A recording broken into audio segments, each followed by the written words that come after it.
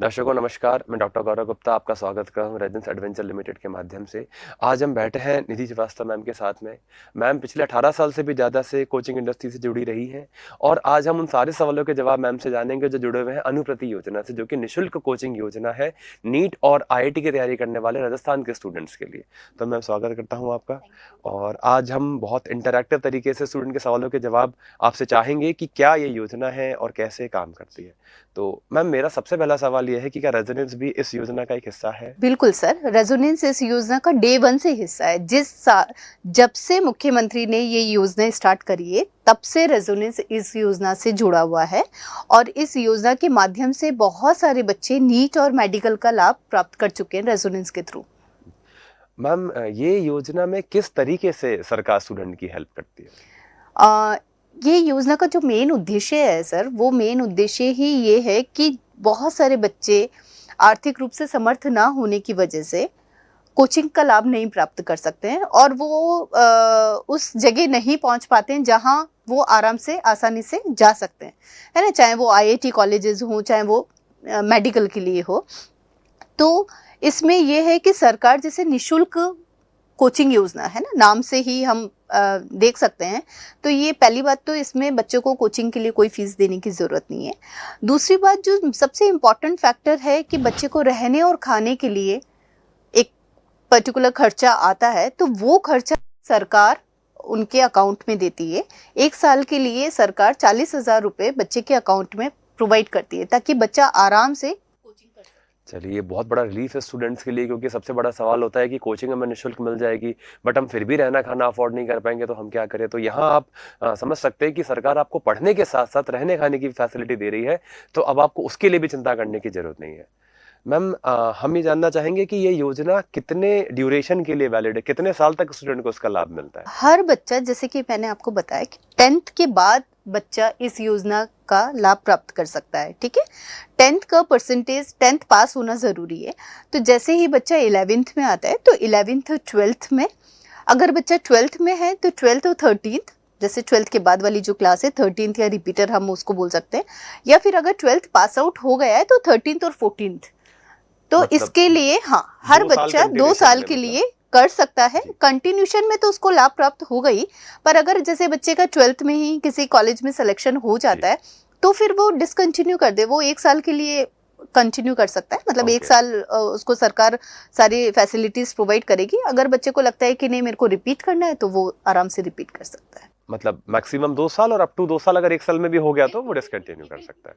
चलिए, तो इसमें सिलेक्शन क्राइटेरिया क्या रहता है मैम? कैसे गवर्नमेंट सेलेक्ट करती है स्टूडेंट्स को? इसमें जो सबसे इम्पोर्टेंट फैक्टर है वो है 10th का परसेंटेज, ओके। है ना। तो 10th का परसेंटेज एटलीस्ट बच्चे का 70% वाला बच्चा ही इस योजना के माध्यम से रजिस्ट्रेशन करा सकता है। ठीक है, रजिस्ट्रेशन के बाद में जिले के हिसाब से मेरिट बनती है और उस मेरिट के हिसाब से बच्चे को चूज किया जाता है। ओके।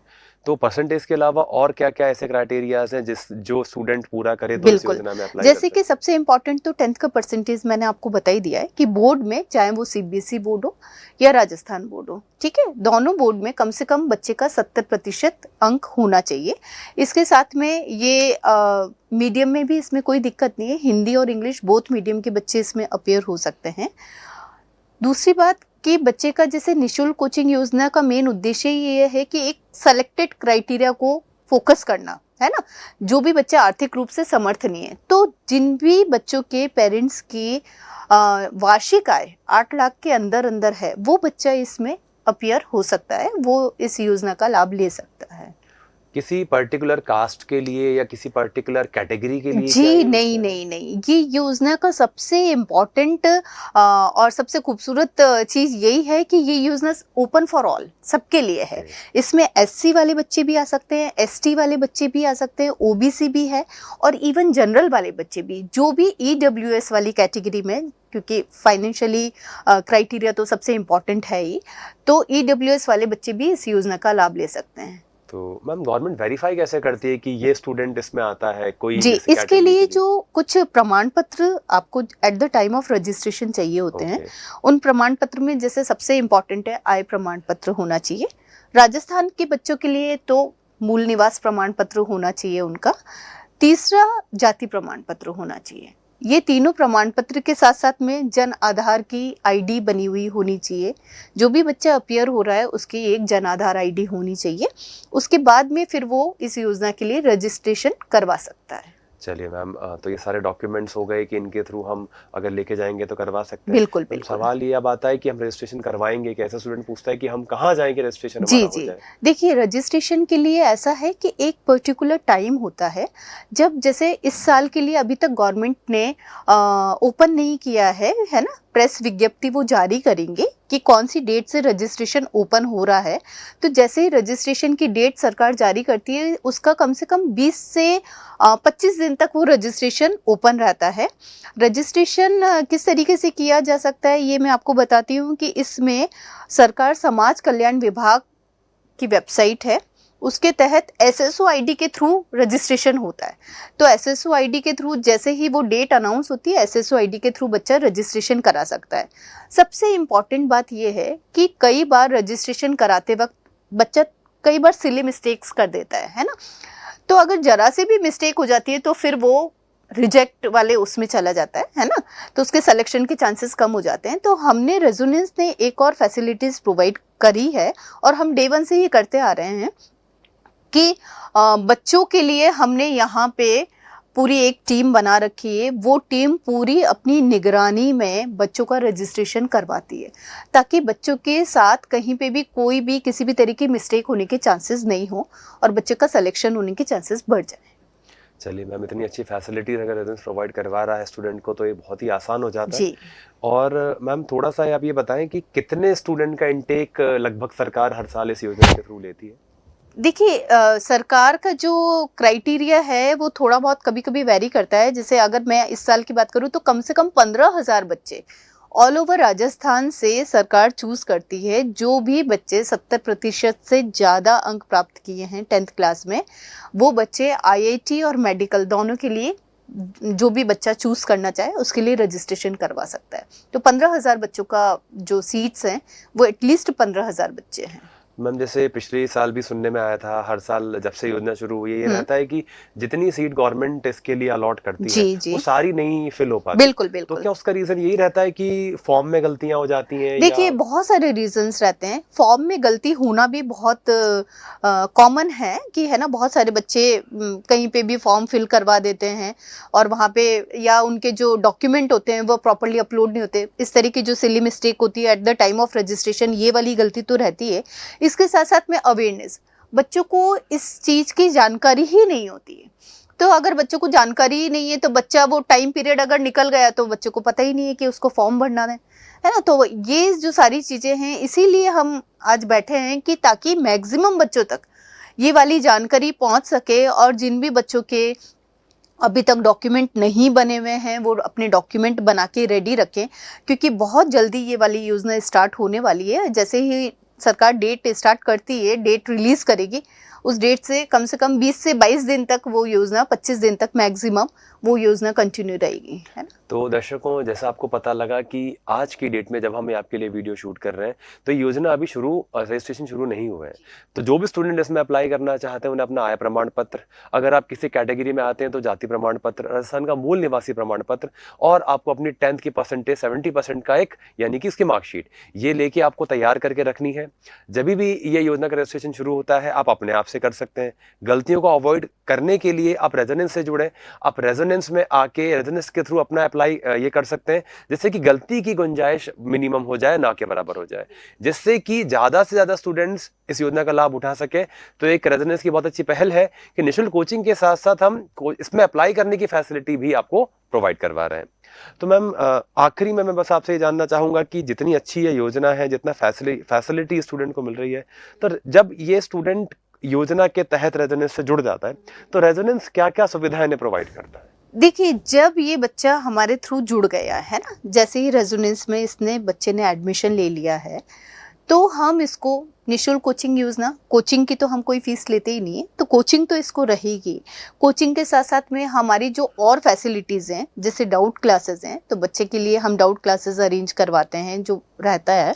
इसके साथ साथ में ऑनलाइन उसको पूरे के पूरे वीडियो लेक्चर्स बच्चे को दिए जाते हैं, क्योंकि कई बार क्या है कि बच्चे को अगर नहीं समझ में आ रहा है, वो रात को भी अगर लेक्चर्स देखना चाहे तो वो देख सकता है, कंप्यूटर लैब एक्सेस कर सकता है कभी भी आके।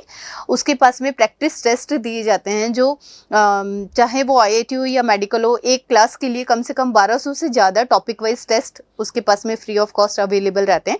इसके साथ में पूरा हम उसको स्टडी मटेरियल देते हैं, उसको टेस्ट की फैसिलिटीज़ प्रोवाइड करते हैं। इसके साथ साथ में इन बच्चों के लिए हम अलग से एक टीम बनाते हैं जो बच्चों को पर्सनली ऑब्जर्व करती है। जैसे ही अगर बच्चे का, जैसे हर टेस्ट के बाद में बच्चे का क्या परफॉर्मेंस चल रही है, उसको कहाँ कहाँ पे एकेडमिक सपोर्ट की ज़रूरत है, जैसे अगर उसको थोड़ा भी एकेडमिक सपोर्ट की ज़रूरत है तो उसके लिए बैकअप क्लासेस अलग से लगाई जाती हैं, उसके लिए एक्स्ट्रा क्लासेस अलग से लगाई जाती हैं, ताकि बच्चे को कहीं पे भी किसी भी तरह की दिक्कत नहीं हो।